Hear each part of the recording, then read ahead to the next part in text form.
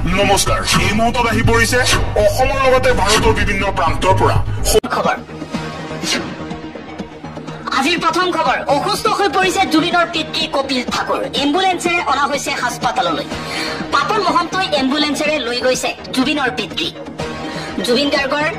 অন্ত্যেষ্টিক্ৰিয়াস্থলীতে অসুস্থ হৈ পৰিছে জুবিনৰ পিতৃ কপিল ঠাকুৰ পৰৱৰ্তী খবৰ মৰণোত্তৰভাৱে মুক্তি লাভ কৰিব জুবিন গাৰ্গৰ নতুন চলচ্চিত্ৰ চক্ৰ বলিউডৰ ছবি চক্ৰত পৰিচালক আৰু মুখ্য অভিনেতা হিচাপে দেখা যাব জুবিন গাৰ্গক ইতিমধ্যে সমাপ্ত হৈছে চলচ্চিত্ৰখনৰ শ্বুটিং ছবিখনৰ এক গুৰুত্বপূৰ্ণ চৰিত্ৰত অভিনয় কৰিছে অভিনেতা ভিক্টৰ বেনাৰ্জী আন এটা খবৰ জুবিন গাৰ্গৰ অন্ত্যেষ্টিক্ৰিয়াস্থলীত ফটো সেশন কৰা পৰিলক্ষিত হৈছে আইমী বৰুৱা মন্ত্ৰী পীযুষ হাজৰিকাৰ পত্নী আইমী বৰুৱাক লৈ এতিয়া সমালোচনা কৰিছে সৰ্বত্ৰে জুবিনৰ অনুৰাগীসকলে কৈছে যে জুবিন গাৰ্গৰ অন্ত্যেষ্টিক্ৰিয়াস্থলী ফটো সেশনৰ বাবে নেকি জুবিন অনুৰাগীৰ কৰ্কটখনাত উপায়ন্তৰ হৈ ফটো ডিলিট কৰিছে আইমী বৰুৱাই চাৰিওফালে আইমী বৰুৱাক লৈ সমালোচনা আন এটা খবৰ জুবিন গাৰ্গৰ মৃত্যুত জুবিনৰ যি অনুৰাগীয়ে যি ৰেকৰ্ড কৰিছে সেই ৰেকৰ্ড ভাৰতৰ কোনো ইতিহাসত নাই এবাৰ সাংবাদিক ৰবিশ কুমাৰে এই মন্তব্য কৰিছে ৰবিশ কুমাৰে কৈছে মই মোৰ জীৱনকালত এনেদৰে বিদায় জনোৱা দেখা নাই অসমে এই দুখ সহিব পৰাকৈ ঈশ্বৰে শক্তি দিয়ক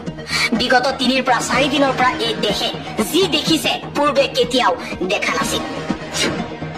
পৰৱৰ্তী খবৰ আজি গলগৈ মৰমৰ শিল্পী নয়নৰ মণি জুবিন গাৰ্গ তেজ মংসৰে মৰম নেওচি জ্বলি জ্বলি ৰল মাথো চাই জুৱাই যদি যোৱা বাৰু কেতিয়াও নামাতো দে যতে আছা থাকা তুমি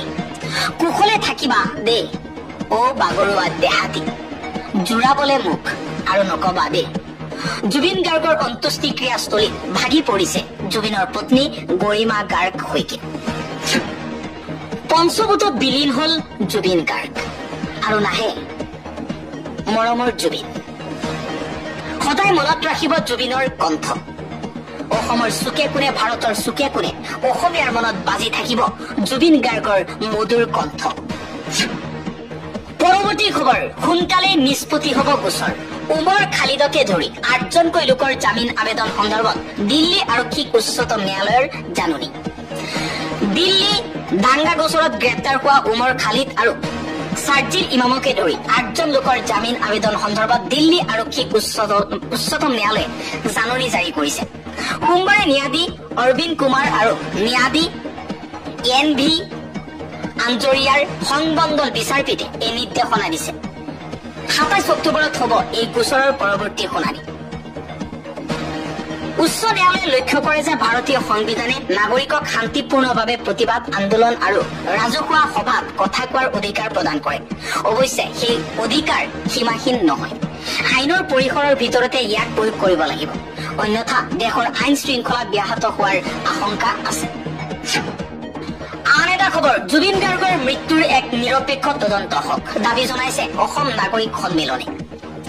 ছিংগাপুৰত অসমৰ মৰমৰ শিল্পী জুবিন গাৰ্গ ৰহস্যজনক মৃত্যুক লৈ জনসাধাৰণৰ ক্ষোভ অটুট আছে ইতিমধ্যে চৰকাৰে তদন্ত ঘোষণা কৰিছে এই পৰিপ্ৰেক্ষিতত অসম নাগৰিক সন্মিলনে জুবিনৰ মৃত্যুৰ এক নিৰপেক্ষ তদন্ত দাবী কৰিছে জুবিন গাৰ্গৰ আকস্মিক আৰু অকাল মৃত্যুত আমি ম্ৰিয়মান আজি জুবিন গাৰ্গৰ অন্ত্যেষ্টিক্ৰিয়াৰ দিনা তেওঁৰ পবিত্ৰ স্মৃতিৰ প্ৰতি শ্ৰদ্ধা জ্ঞাপন কৰি তেওঁৰ শোক সন্তপ্ত পৰিয়াললৈ আন্তৰিক সমবেদনা জ্ঞাপন কৰা হৈছে জুবিন গাৰ্গৰ প্ৰতি অসমৰ সকলো শ্ৰেণীৰ লোকে যি আকুণ্ঠ মৰম ভালপোৱা যাচিছে সি চিৰদিনৰ বাবে অসমৰ ইতিহাসত এক বিৰল পৰিঘটনা হিচাপে চিহ্নিত হৈ ৰব ই সঁচাই কল্পনাৰ অতীত প্ৰত্যক্ষ নকৰিলে অবিশ্বাস্য জুবিনৰ প্ৰতি মানুহৰ সঁচা ভালপোৱা নাথাকিলে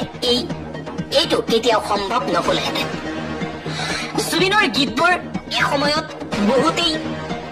কৈশোৰৰ ৰোমান্টিক কল্পনা বিলাস বুলি আওকাণ কৰিব বিচাৰিছিল কিন্তু প্ৰকৃততে তেওঁৰ গীত আছিল সমসাময়িক সময়ৰ নৈৰাজ্য বন্ধাত্ব আৰু স্থবিৰতাৰ বিৰুদ্ধে এক বিদ্ৰোহ বহু সময়ত তেওঁৰ সংগীত আছিল আমাৰ যুৱ প্ৰজন্মৰ নিৰাশা হতাশাৰ এক বহিঃ প্ৰকাশ। জুবিনৰ গীতত তৰুণ প্ৰজন্মৰ জীৱন স্পন্দন আৰু কেঁচা আৱেগ প্ৰতি